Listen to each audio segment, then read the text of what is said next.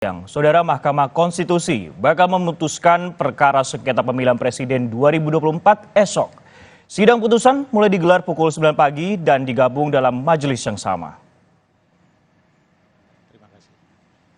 Mahkamah Konstitusi akan membacakan putusan sidang sengketa hasil Pilpres 2024 atas gugatan yang diajukan kubu Anies Baswedan Muhaimin Iskandar dan Ganjar Pranowo Mahfud MD. Sebelumnya, lewat sidang sengketa Pilpres, tudingan kecurangan dan pelanggaran pemilu yang terstruktur, sistematis, dan masif dituduhkan pasangan Capres-Cawapres Anies Muhaimin dan Ganjar Mahfud, termasuk soal dugaan mobilisasi bantuan sosial jelang Pilpres guna mempengaruhi preferensi pemilih. Kalau kami boleh mengambil contoh yang mulia, misalnya sekarang ini.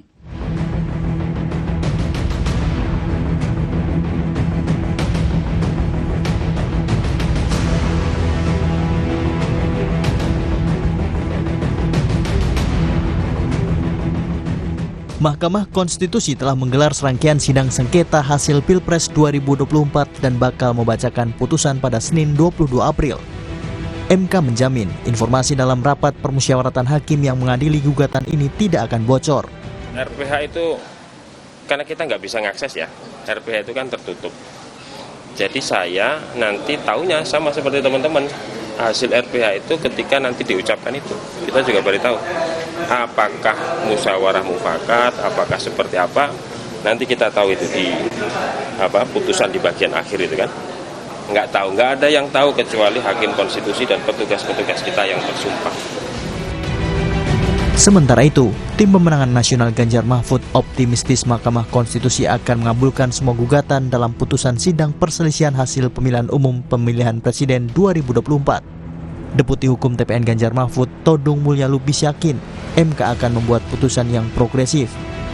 Dalam sidang sengketa hasil Pilpres, kubu Ganjar Mahfud meminta MK untuk mendiskualifikasi Prabowo Gibran. Mereka juga meminta MK memerintahkan KPU menggelar pemungutan suara ulang di seluruh Indonesia.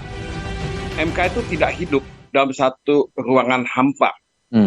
Walaupun mereka diisolasi, mereka pasti akan mendengar ada suara-suara yang concern tentang demokrasi, tentang supremasi hukum, tentang kebenaran konstitusional, dan tentu tidak semuanya akan dipertimbangkan. Tapi saya yakin kebijaksanaan dan kearifan dan kenegarawanan hakim-hakim MK itu akan mempertimbangkan itu semua. Jadi saya tetap optimis, tetap membuka hati saya, ya, dan saya akan datang ke MK dengan kepala yang tegak dan berharap kita akan punya putusan yang progresif pada tanggal 22. Sebelumnya, tudingan kecurangan dan pelanggaran pemilu yang terstruktur, sistematis, dan masif dituduhkan pasangan Capres-Cawapres Anies Muhaimin dan Ganjar Mahfud dalam sidang sengketa Pilpres.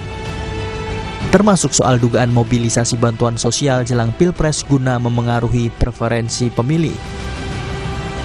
Tuduhan memenangkan Pilpres dengan cara curang langsung dibantah Presiden terpilih Prabowo Subianto. Prabowo menyebut tuduhan itu tidak berdasar serta melukai perasaan simpatisan dan para pemilih Prabowo Gibran. Di mana kami dituduh menggunakan cara-cara yang curang dengan menggunakan bansos maupun aparat penegak hukum. Kita sadari bersama bahwa itu adalah tuduhan yang tidak mendasar. Namun kami meminta kepada pendukung pasangan Prabowo Gibran, para pemilih yang sudah menggunakan hak pilihnya untuk selalu waspada, selalu hati-hati, dan tidak terpancing. Di sisi lain, gejolak politik di luar ruang sidang sengketa Pilpres masih berlangsung panas. Ketua Umum Partai Kebangkitan Bangsa Muhaimin Iskandar mengaku hingga saat ini belum ada komunikasi untuk bergabung dengan koalisi besar Prabowo.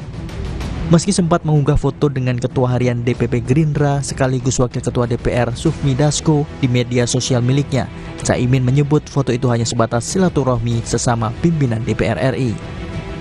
Satu kantor dengan Pak Dasko, tapi sudah berbulan-bulan saya nggak pernah ketemu, dan ya sejak Pilpres pendaftaran sampai kemarin itu baru pertama kali ketemu.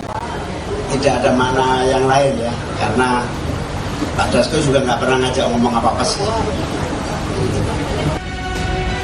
Sebelum membacakan putusan, Hakim MK menggelar rapat permusyawaratan hakim secara maraton sejak 16 April lalu. MK menjamin tidak akan deadlock alias jalan buntu dalam pengambilan putusan sengketa Pilpres 2024. Tim Liputan Kompas TV.